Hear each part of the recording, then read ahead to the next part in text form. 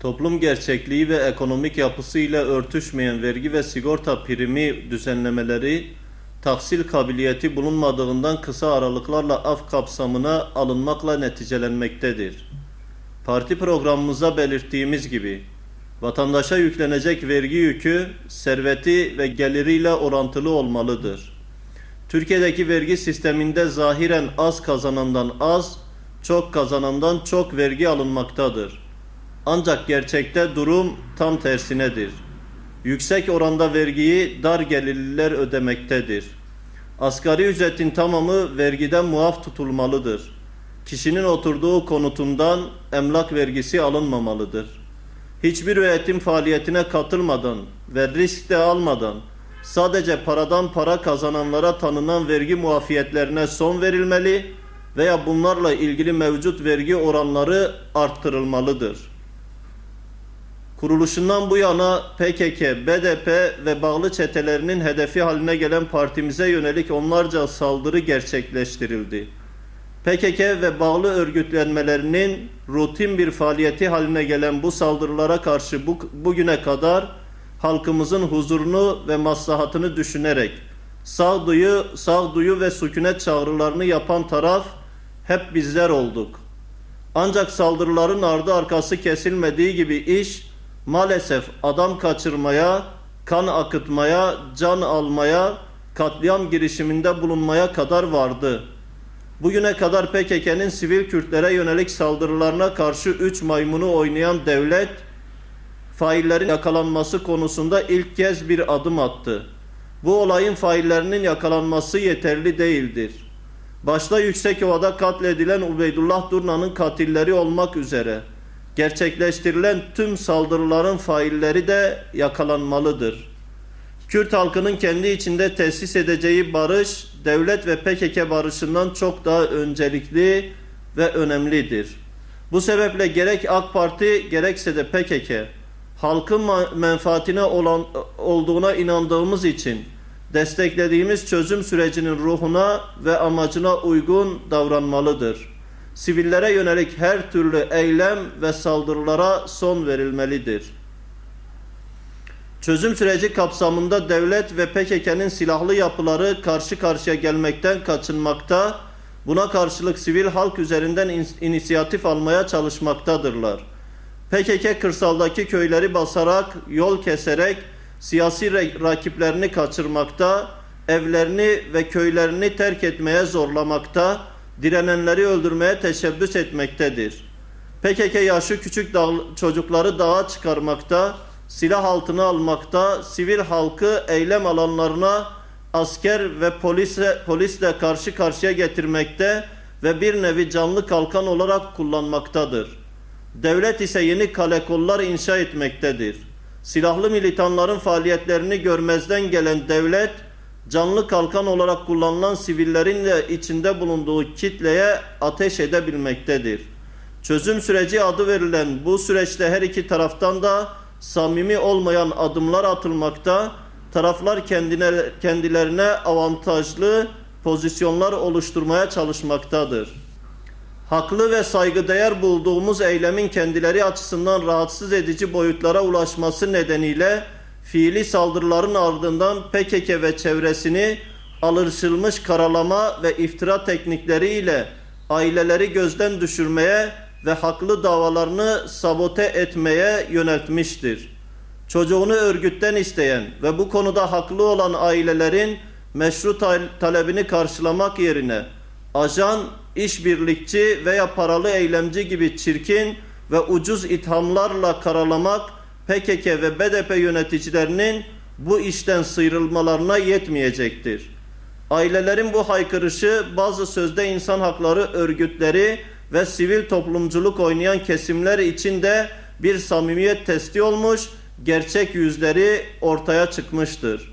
Politik malzeme aracına dönüştürmeksizin, zorla veya ikna ile ailelerinden koparılan çocuklar geri gönderilmeli, annelerin haklı talepleri karşılanıncaya kadar kendilerine her türlü destek verilmelidir. 17 Aralık ve devamı niteliğinde gelişen yolsuzluk ve rüşvet iddialarına ek olarak internet aracılığıyla yayınlanan ses kayıtları büyük yankı uyandırmıştı. Ankara Cumhuriyet Başsavcılığı'nın yürüttüğü soruşturmada TÜBİTAK tarafından Başbakan ve ilgili bazı bakanlar hakkındaki ses kayıtlarının montaj olduğu açıklandı. Masumiyet karinesi gereği peşinen kimseyi suçlamak doğru olmadığı gibi TÜBİTAK gibi yürütmeye bağlı devlet kurumlarının bağlı oldukları hükümet üyeleri söz konusu olunca da çokça da bağımsız hareket edebileceklerini düşünmek mümkün değildir.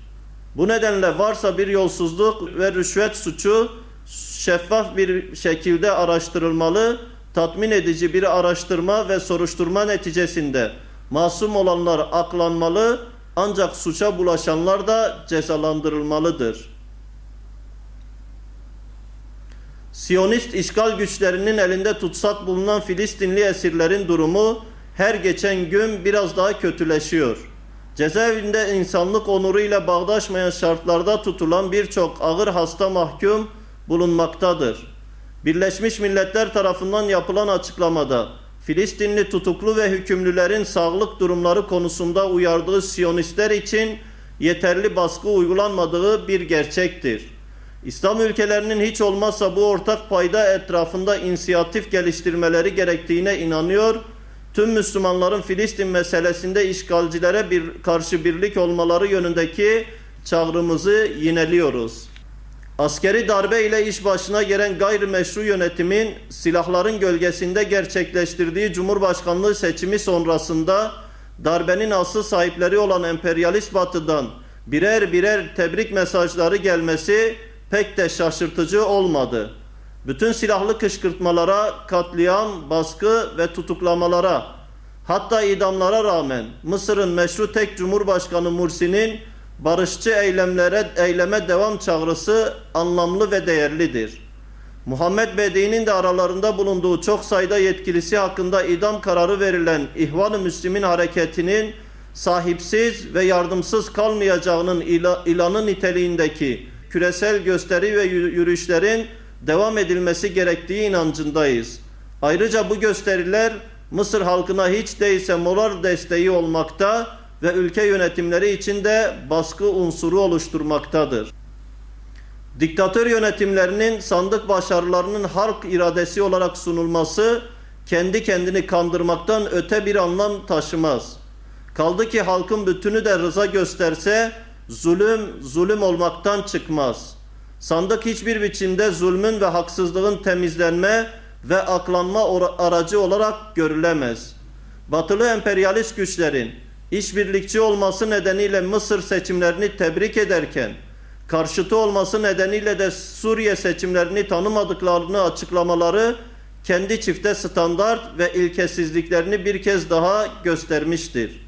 Hem Mısır hem de Suriye'deki seçimlerin gayrimeşru olduğunu seçilen zalim diktatörlerin hak ve halk nezdinde hiçbir meşruiyetlerin olmadığına inanıyoruz.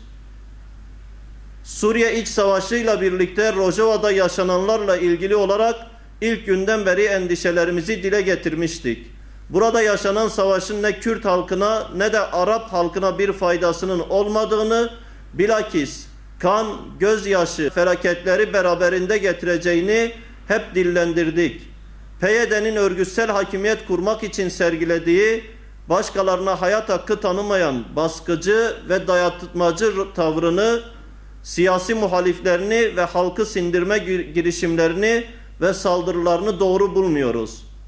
Bununla birlikte Rojava'da PYD karşısında kendi hakimiyetini kurmak isteyen muhalif silahlı grupların sivil halka yönelik saldırılarını da yanlış buluyor ve kınıyoruz.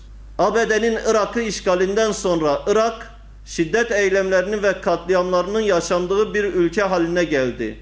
Bu süreçte ülkedeki kaos ve kargaşa ortamından nispeten uzak olan Güney Kürdistan bölgesi de son zamanlarda bombalı saldırılara maruz kalmaktadır. Siyasi parti merkezlerini hedef alan ve birçok sivilin ölümüne ve yaralanmasına sebep olan bu saldırıları endişeyle izliyoruz.